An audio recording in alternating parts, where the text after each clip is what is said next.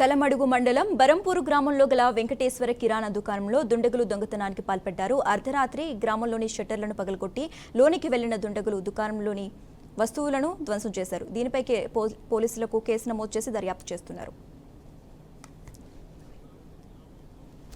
గొనకట్టి గంగయ్య అని ఆయన వెంకటేశ్వర్ల అనేది కిరాణా దుకాణంలో ఎవరు గుర్తు తెలియని వ్యక్తులు దొంగలు వచ్చి షట్టర్ యొక్క తాళాలు పగలగొట్టి 20,000 నగదు దొంగిలించిన ఫిర్యాదు మేరకు కేసు నమోదు చేసి దర్యాప్తు చేస్తున్నారు.